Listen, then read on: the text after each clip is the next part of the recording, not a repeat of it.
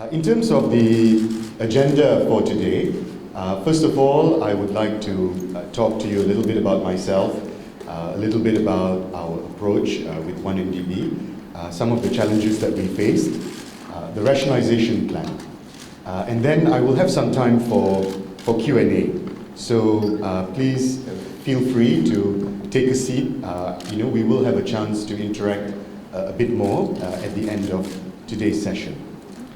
Now, in relation to myself, I'm Malaysian. First of all, just to clarify, I worked in the UK for 10 years after studying there initially as a student, and then 10 years in the Middle East. So I've been out of Malaysia for 20 years, and after this morning's nasi lemak, I'm very happy to balik kampung.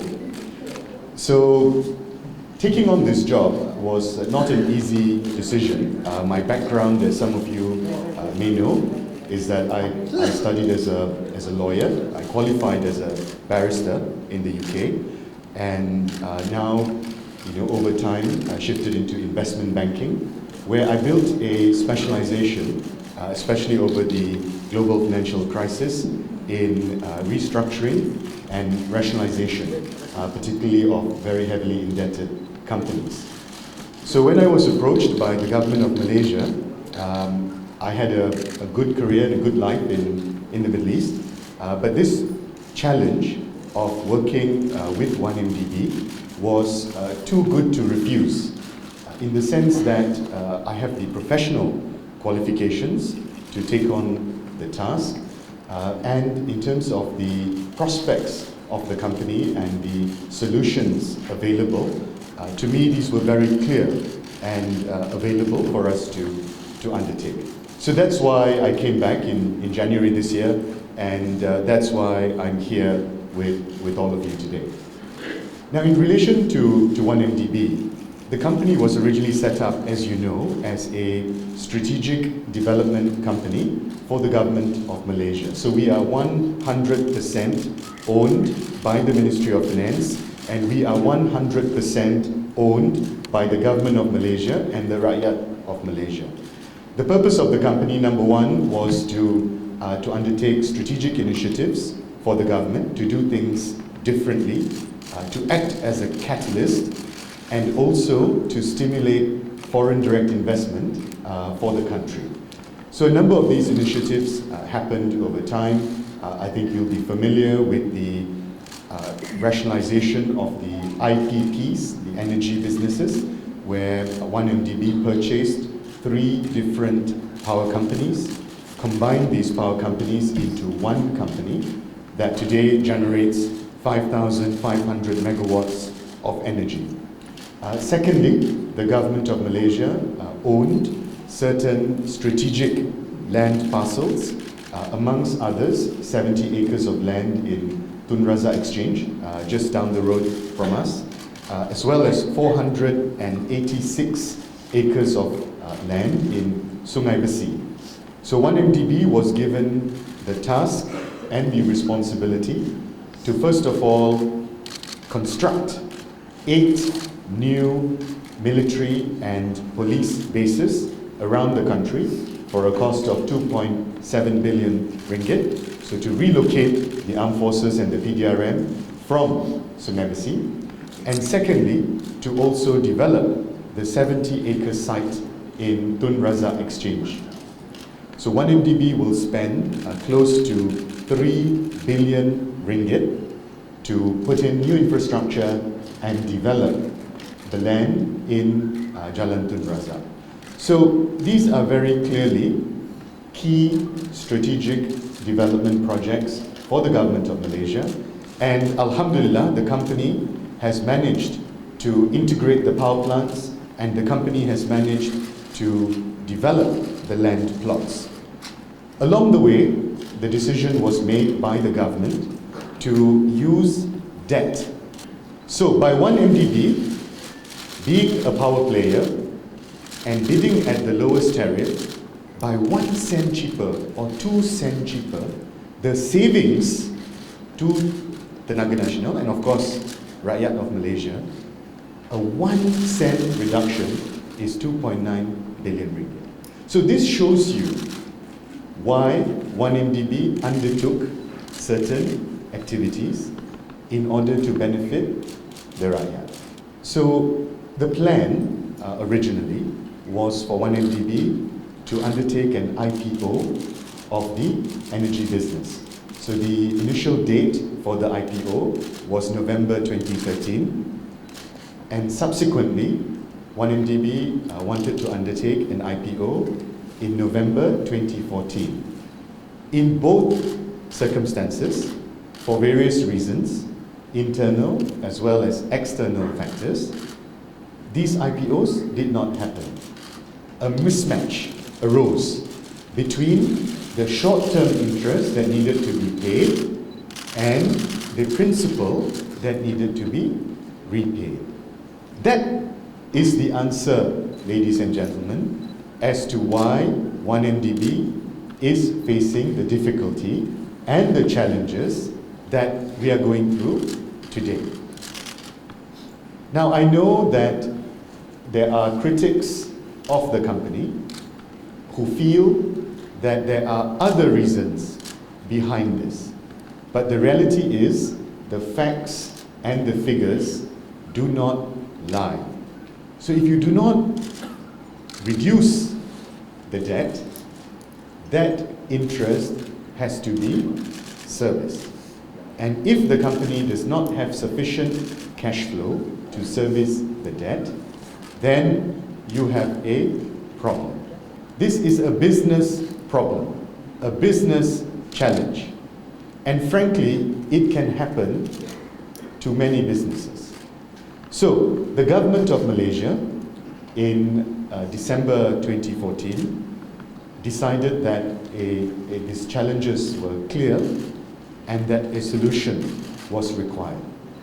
So I was approached, given my background in debt restructuring, investment banking, and reorganization of companies, to take on the challenge of assessing the problem and proposing a solution to the government of Malaysia.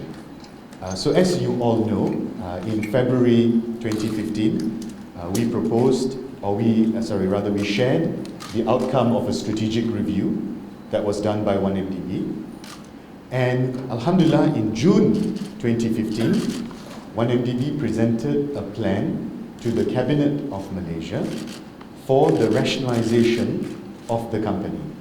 So we decided that we will dispose or sell certain assets. We also decided that rather than taking funds or money from the government, we will open up the equity of some of our core projects. So for example, in Bandar Malaysia, we will allow third parties to come in and purchase equity in the company. And thirdly, to meet the short-term cash flow requirements of the company, we obtained financing, which is a loan, so hutang, sebanyak 950 million ringgit, a loan of 950 million ringgit from the government of Malaysia to help us with the short-term cash flow mismatch that we faced as a company. And we fully intend to repay this loan or to settle the loan as we go through the rationalisation process. You would have known that for Edra Energy, our energy business, we had a number of interested bidders, so about 11 serious bidders to purchase the company. We narrowed down, we shortlisted 4 out of those 11 bidders, and I'm very proud to say that out of the 4 shortlisted bidders, 3 bidders have submitted final, binding, and fully funded proposals for 1MDB's consideration. So we are now in the process of negotiating sale and purchase agreement with these final bidders. They are also conducting confirmatory due diligence, so confirming certain key aspects of the proposal, and they will make us a best and final offer after the SPA is finalized and after the confirmatory due diligence is completed. Inshallah, we expect this to happen in the next 2 to 3 weeks. So I hope to stand before you again with some good news before the end of the year in terms of completing that transaction. Secondly, in terms of Bandar Malaysia, we have had close to 40 interested parties submitting expressions of interest to become our development partner for Bandar Malaysia. So we will sell at least 60% of our equity in Bandar Malaysia Sdn Berhad, which is the company that owns the 486 acres of land in Sungai Besi. You would have read last week, we announced that we have obtained, in principle, kebenaran merancang. So in principle, planning approval from DBKL for the development of that site with a gross development ratio of 4.05 for that entire site. What does that mean? What does 4.05 means? It means that for that given land area, 486 acres, we can build gross floor area, we can construct 486 acres times 43,560 square feet times 4.05 built up in or on that plot. I know that's a lot of numbers. I'm sure I'll give you some excitement to work that out. Long and short of it, there is a lot of gross development value, GDV value, based on that in principle kebenaran merancang that we have obtained from DBKL. So the attractiveness of Bandar Malaysia is unrivaled. There is no other plot of land in Kuala Lumpur of that size and with that development potential, especially given high-speed rail terminus being at Bandar Malaysia, especially given the confirmation by the government of Malaysia that MRT Line 2 will also go through Bandar Malaysia. We are working with BRT, Bus Rapid Transit, as well as with ERL, Express Rail Link to KLIA, and also with KTM Commuter. All these public transport modes will be at Bandar Malaysia. What does that mean, ladies and gentlemen? That means Bandar Malaysia will be a transport-oriented development, unlike anything else you have seen in Malaysia. And that is why we had 40 bidders interested. We have shortlisted them down to 4. I can confirm to you that of the 4, 3 bidders are very likely to submit their final bids. 2 of those bidders involve foreign consortium. One of the bidder is local. And inshallah, in the next 7 to 10 days, we should receive final, binding, and funded proposals for Bandar Malaysia Sdn Berhad. And you can just calculate, based on 486 acres of land, 500 ringgit per square foot, what the value of that land would be. I'll make your life simple. It's about 11.5 billion ringgit, paling kurang, and probably more, depending on how those bidders look at the value of the land. So we've just discussed the 2 key planks of the rationalisation plan. So the first is a sale of our equity in Edra Energy Sdn Berhad, and our target of debt reduction is between 16 to 18 billion ringgit for the sale of Edra. Secondly, we will sell a portion of our equity in Bandar Malaysia Sdn Berhad. We will sell around 60% of that equity. And the value of that land is very clear. It is at least 11.5 billion ringgit. Inshallah, we will get bidders on higher prices than that. The final piece of our rationalization plan, ladies and gentlemen, is a debt for equity swap with IPIC. Okay, so we will hand over to IPIC certain US dollar cash deposits of 1MDB. I think all of you are aware of these cash deposits, as well as the remainder of our US dollar fund units that we have invested in. So a combination of the cash deposits, US dollar cash deposits, US dollar fund units will be swapped with IPIC of Abu Dhabi, who have in fact guaranteed our bonds. So by doing this debt for asset swap, IPIC will take over, they will take over our bonds, $3.5 billion, and we will hand over, or we will give them our cash deposits and US dollar fund units by way of settlement. There is no intention whatsoever to give away equity in EDRA or Bandar Malaysia for that debt for asset swap. By doing so, we will again reduce the debt of 1MDB, inshallah, when that happens, by another 16 billion ringgit. And our objective legally, based on the legal document we have signed with IPIC, is to complete the debt for asset swap by the latest June 2016. But of course, we would like to do that as soon as possible, as soon as we can. So, what is the summary, ladies and gentlemen? The summary is sale of EDRA, 16 to 18 billion ringgit, sale of equity in Bandar Malaysia, up to 11 or 12 billion ringgit, and thirdly, debt for asset swap with IPIC, 16 billion ringgit. If you add all that up, you will see that the debt reduction at 1MDB is up to 42 billion ringgit. And remember, we still own our land in TRX. We still own our land in Aitam, Penang, over 200 acres. And we still own the land in Pulau Indah, 318 acres.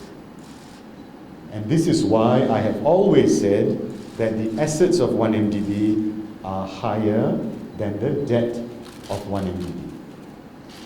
So, why am I here today? I think you would have seen that a lot of critics of the company keep on demanding answers despite us explaining each time what was done in the past, why was it done in the past, what is the challenge facing us today, and what is the plan or the solution to solve that challenge. He is going to judge 1MDB in the testimony, in the answers that we are going to give to the PAC. So I said, if you have integrity, and to avoid conflict of interest, and to make sure that the PAC proceedings are above board without reproach, the right thing to do, if you are a man, is to stand down from the PAC. We have to be correct and fair and above board in everything that we do. Despite that, ladies and gentlemen, despite my asking for a very reasonable condition, today, I stand before you openly to say to YB Tony Pua that I hereby withdraw my condition. So, saya akan berjumpa dengan YB Tony Pua tanpa syarat sama sekalipun. I will meet YB Tony Pua for a live televised discussion or talk show or debate, he can choose, without any condition. I'm very grateful to RTM and the Minister of Communications who have kindly offered to host this show or talk show on a live basis, and I look forward to having that discussion on the soonest possible basis so that we can answer all the questions that YB Tonipua is going to put to us. The idea was a good idea. A decision was made very early on to use debt in order to fund the company. And there were two reasons for using debt. The first was to create discipline, and the second was to allow government funds to be used for other development purposes, such as schools, hospitals, roads, and so on. Along the way, as the company developed and added debt in order to buy assets, certain challenges were faced. The biggest challenge was the inability to undertake an IPO of the energy business, first in November 2013, secondly in November 2014. This challenge resulted in a cash flow mismatch, so ketidaksepadanan aliran tunai, and that cash flow mismatch resulted in a difficulty in servicing interest, paying debt, as well as funding the infrastructure commitments of the company. The government of Malaysia realized these challenges, was very open about it, and we implemented a rationalisation plan that was approved by the Cabinet of Malaysia in June 2015. And inshallah, with your support and the support of the bidders who are now looking to purchase some or all of our assets, we will be able to pay down the debt, substantially reduce the debt, stabilize the company, and put it on a sound footing. So thank you again. I really appreciate your time and your coming here today. And I'd now like to take some questions.